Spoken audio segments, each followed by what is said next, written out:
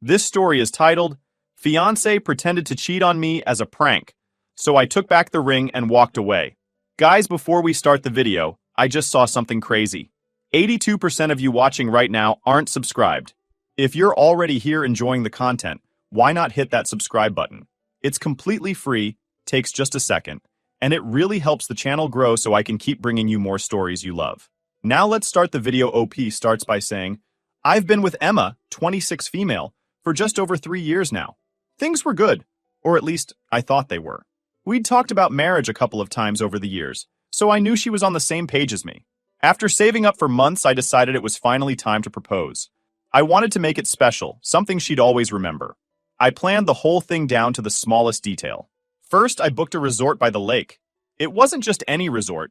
It was one of those places you see in Instagram travel posts, with private cabins, a gorgeous view, and a setup for fancy dinners by the water. I spent a good chunk of my savings on it, but it felt worth it. I was proposing to the woman I wanted to spend the rest of my life with. Go big or go home, right? The ring was another big deal. Emma and I had talked about it before, and she mentioned how she always imagined a diamond solitaire. Nothing too over the top, she'd said. Just elegant. So, I spent weeks hunting for the perfect ring. When I found it, I knew it was the one, just like I thought she was the one for me. I showed the ring to my mom, and she actually teared up. My mom's always been the sentimental type. She said, Michael, this is perfect. She's going to love it. My dad, on the other hand, thought I was crazy for spending so much money. Son, are you sure about this? Marriage isn't all sunsets and diamond rings, you know. Classic dad advice. The proposal itself went perfectly. I had planned a private dinner by the water at sunset. There were fairy lights, soft music playing in the background, and the lake shimmering in the last light of the day. I was so nervous. My hands were shaking when I pulled out the ring. But when I got down on one knee and asked her to marry me, she looked at me with tears in her eyes and said yes. I don't think I've ever felt that happy in my entire life. For a moment, it felt like everything was perfect. Afterward, Emma was over the moon. She couldn't stop talking about how perfect the proposal was and how happy she was. She called her parents as soon as we got back to the cabin. Her mom cried on the phone saying, We're so happy for you two. Michael, welcome to the family. That really meant a lot to me. Her dad, who's normally a quiet guy, even told me, You did good, son. It felt like the start of something amazing. The first few weeks after the proposal were incredible. Emma was so excited to show off her ring to everyone. She'd stop random people, like the cashier at the grocery store, and go, Look at this. Isn't it gorgeous? My fiancé picked it out for me. And honestly, I didn't mind. It felt good seeing how happy she was. I was proud that I could make her that happy. Our families were equally excited. My mom couldn't stop calling me to ask about wedding plans. She's a total planner, so this kind of thing is right up her alley. Have you picked a venue yet? What colors are you thinking? Oh, are you going to do a buffet or plated dinner? She was basically ready to take over as our wedding coordinator. My dad, being my dad, said, Don't let your mother steamroll you. Remember, it's your wedding, not hers. Emma's family was just as into it. Her mom started calling her the bride-to-be, and her little brother joked about how he finally got to be the cool uncle someday. Everything seemed perfect at first, but then Emma started acting different. At first, it was subtle.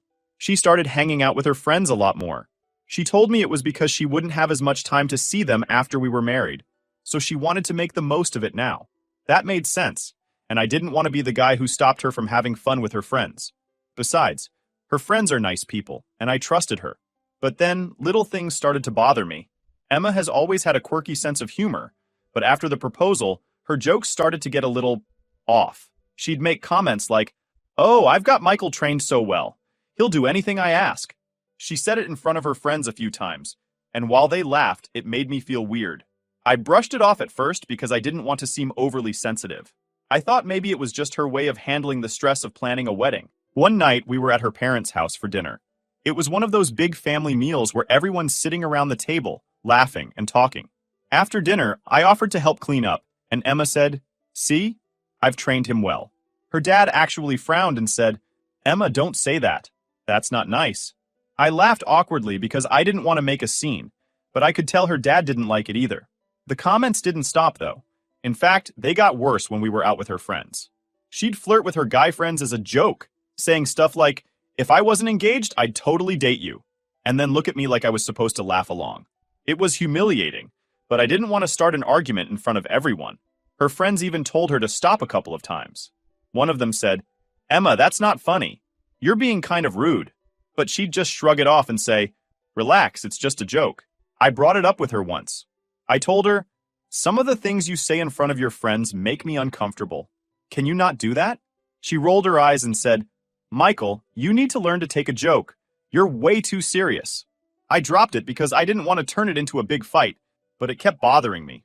If I'm honest, I think I was trying to convince myself it wasn't a big deal when, deep down, it was. Looking back now, I wish I had said something sooner. Maybe it wouldn't have changed anything, but at least I wouldn't have let it fester. At the time, I kept telling myself that this was just a phase, that she was stressed about the wedding, or nervous about the future. But the truth is, the woman I proposed to was starting to feel like a stranger, and I didn't know what to do about it. After the proposal, things between Emma and me were still good, for the most part, but I started noticing some changes in her behavior. She told me she wanted to spend more time with her friends before the wedding because, as she put it, things are going to change after we're married. I didn't think much of it at first. I mean, I wasn't going to be the guy who stopped her from seeing her friends. Plus, her friends were pretty chill, and I trusted her. But the way she acted when she was with them started to bother me. It started small, with her making little jokes about me. Stuff like calling me her manslave in front of her friends. She'd laugh and say, "Oh, don't worry, Michael will handle it. He always does." At first, I tried to laugh along because I didn't want to seem like I couldn't take a joke. But the more she said it, the more it stung. Her friends didn't even seem to think it was that funny. Sometimes they'd awkwardly laugh, but I could tell they were uncomfortable too. One time, we were out with her friends at this bar downtown. Everything was going fine until she started flirting with one of her guy friends, David. She kept jokingly saying, "David, if I wasn't engaged, I'd totally be dating you right now." She even winked at him. David looked embarrassed and said, Emma, stop. That's not cool." But she just laughed and said, "Relax, it's a joke." I didn't say anything at the time because I didn't want to make a scene, but it really got under my skin. I brought it up with her later that night when we got home. I said, "Emma, some of the things you say in front of your friends make me uncomfortable. Like tonight, when you were flirting with David. That wasn't okay." She rolled her eyes and said, "Michael, you need to learn how to take a joke. You're way too serious all the time." I tried to explain that it wasn't about being serious. It was about respect. But she wasn't having it. She brushed me off and said I was overreacting. I let it go because I didn't want to start a big fight, but it kept eating at me. It wasn't just with her friends either. She started making those same kinds of comments around our families. One night, we were having dinner at her parents' house. It was a pretty casual thing. Just her parents, her little brother, and us.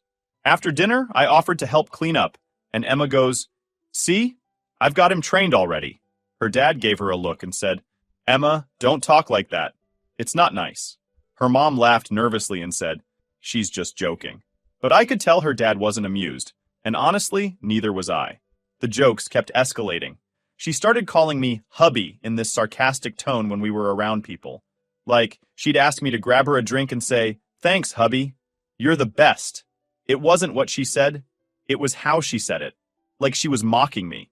I felt like I was becoming the punchline to all her jokes. My sister Sarah noticed it too. She pulled me aside at a family BBQ and said, "Hey, are you okay? Emma's been kind of off lately." I didn't know what to say. I just shrugged and said, "She's stressed about the wedding, I think." But deep down, I knew it was more than that. Then came the camping trip. Emma's family loves camping, and they'd invited us to join them for a weekend trip. My parents and sister came too, so it felt like a good chance for our families to bond. Everything was great at first. We set up the tents, cooked dinner over the fire, and told stories. It was one of those nights where you feel like everything in life is simple and perfect. And then Emma ruined it.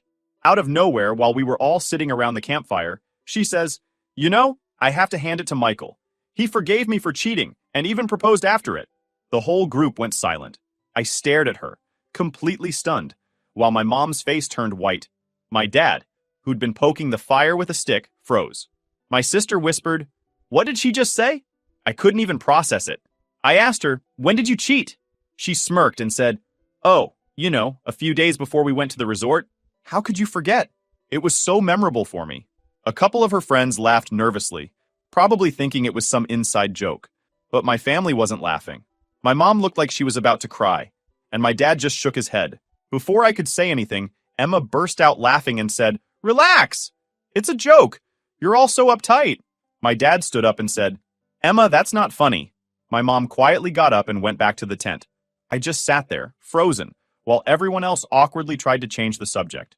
That night, I barely slept. I kept replaying what she said in my head. Was this who Emma really was? Someone who thought it was funny to humiliate me in front of our families and friends? I didn't even confront her about it then, because I didn't trust myself not to explode. When we got home the next day, she acted like nothing had happened. She even joked, "You're so quiet, babe. What's wrong? Did you forget how to take a joke?" That was it for me. I didn't say anything, but I started seriously questioning whether this was someone I could spend the rest of my life with. I knew I had to make a decision, but I wasn't ready to face it yet. I kept telling myself that maybe this was just a phase, that she was nervous about the wedding, or stressed about the future. But deep down, I knew that wasn't true. The woman I proposed to wasn't the woman sitting across from me anymore, and I didn't know if I could fix it, or if I even wanted to. After the camping trip, I knew things weren't right between me and Emma. That night around the campfire replayed in my head over and over. The way she casually joked about cheating, like it was the funniest thing in the world, completely threw me. I'd never felt so humiliated in my life, especially in front of my family. My mom's devastated face, my dad's disappointed silence, and even my sister's whispered, "Are you okay?" were burned into my memory. But the worst part? Emma didn't seem to care at all. When we got home, I was still fuming. I was waiting for her to say something, an apology, an acknowledgement, anything, but she acted like nothing happened. She threw her bag on the couch, took off her engagement ring, and set it on the table like it was just another day. Then she went to take a shower. That was it. No. Hey, I think I took that joke too far. Or even a simple, "Are you okay?" I sat there staring at the ring. I had spent months saving for that thing, carefully picking it out, planning the proposal, and imagining our future together. And now it just felt like a cheap piece of jewelry sitting on a table. The love and excitement I had felt when she first put it on her finger were completely gone. When she came out of the shower, I decided to test the waters. I said, "Hey, about what you said at the campfire last night." Before I could finish, she rolled her eyes and said, "Oh my God, Michael, are you seriously still upset about that? It was just a joke. You really need to lighten up." That hit me like a ton of bricks. I had been humiliated in front of both our families, and she couldn't even take it seriously. I said, "It wasn't funny, Emma. You made me look like a complete idiot." She shrugged and said, "You're overreacting. Everyone knew it was a joke." Then she grabbed her phone and walked into the bedroom, leaving me sitting there with my blood boiling. I couldn't do it anymore. I realized that this wasn't just about one bad joke. This was about respect. And Emma clearly didn't respect me. How was I supposed to marry someone who thought it was okay to make me the butt of every joke? Someone who couldn't even apologize when she knew she'd hurt me? I'd spent weeks brushing off her comments, trying to convince myself it wasn't a big deal. But it was a big deal. It was a huge deal. So I made a decision.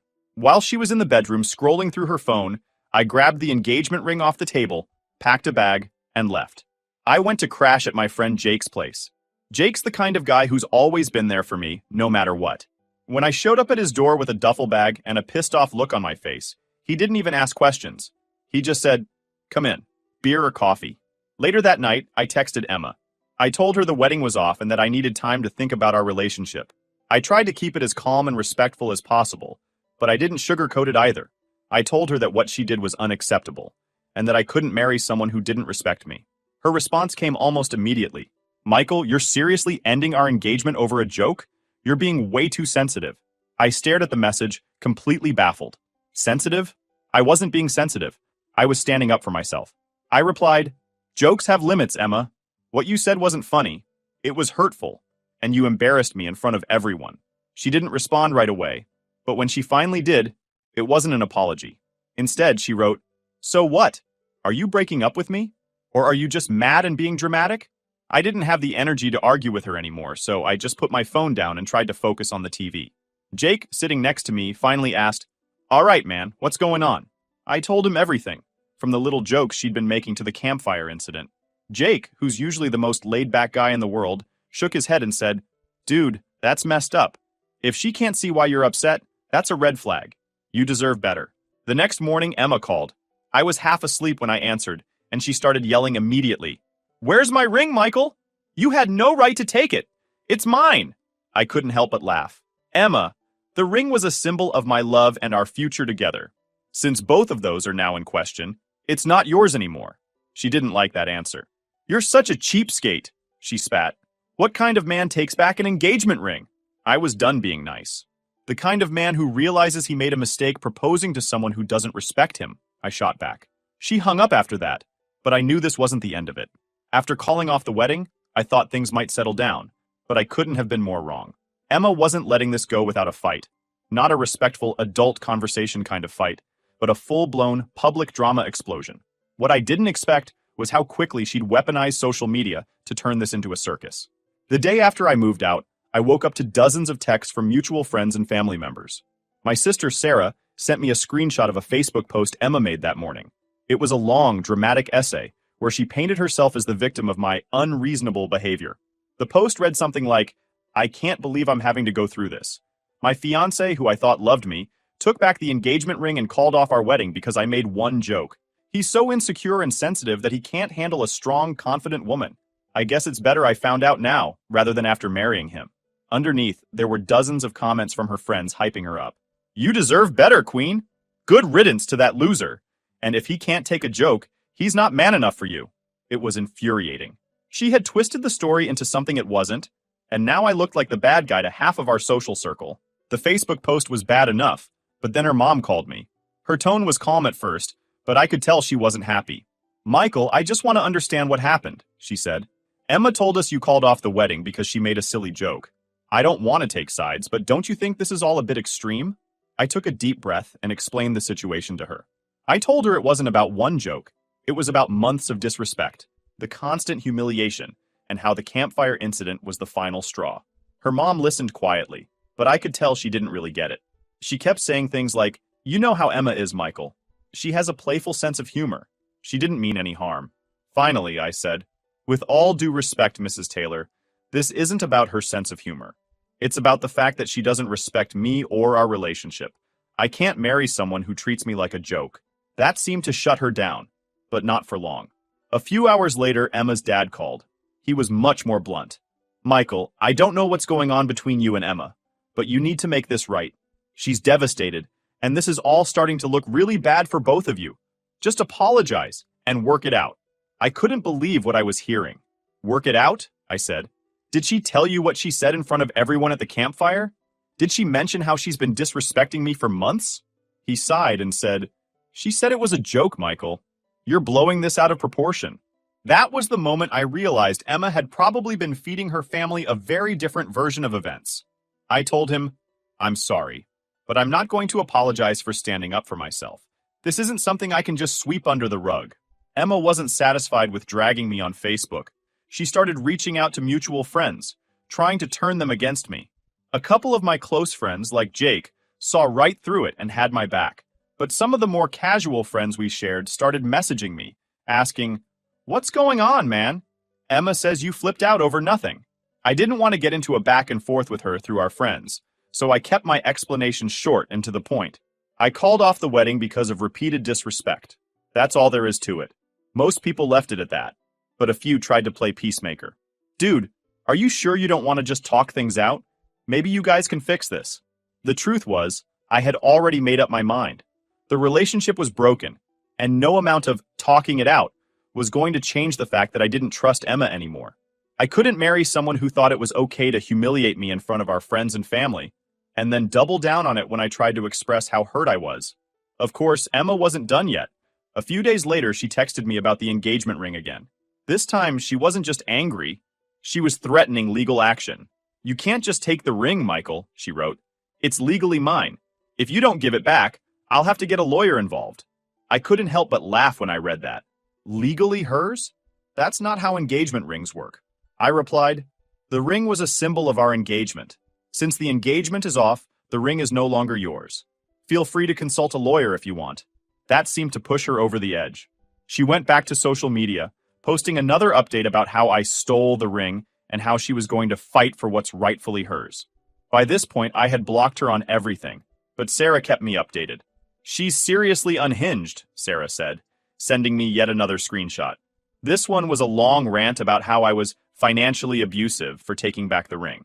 Financially abusive? I couldn't believe it. Through all of this, my family was my rock. My mom called me every day to check in and remind me I was doing the right thing.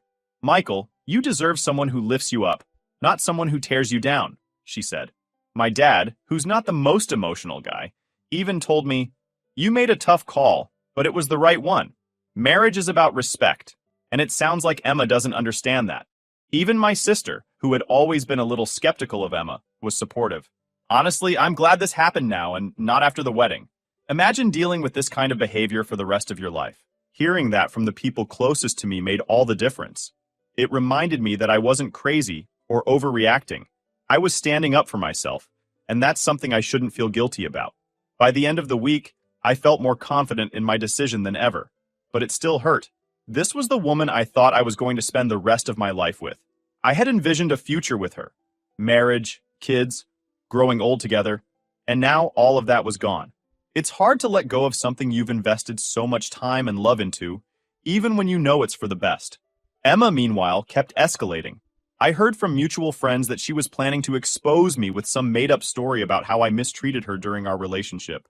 At this point, I was done caring. Let her say whatever she wants. I knew the truth, and so did the people who mattered most to me. By the time the second week after the breakup rolled around, I thought Emma would have calmed down. Instead, she decided to double down on her campaign to make me the villain. I had already blocked her on every platform, but that didn't stop her from finding new ways to escalate. Between her social media posts, her family's constant attempts to guilt me into working things out, and her increasingly wild accusations, I realized there was no way to leave this quietly. It started with her trying to contact my parents. One night, my mom called me sounding really upset. Michael, Emma called me today, she said. She was crying and saying you're being unfair, that she didn't mean to hurt you, and that you're ruining both your lives by calling off the wedding. I sighed and rubbed my temples. What did you say? I told her that this is your decision to make, and that I support you, my mom replied. But Michael, she was very insistent. She kept saying you're overreacting, that it was just a joke, and that you need to stop letting your pride get in the way. She's trying to manipulate you, Mom, I said. She knows I won't back down, so now she's going through you to make me feel guilty.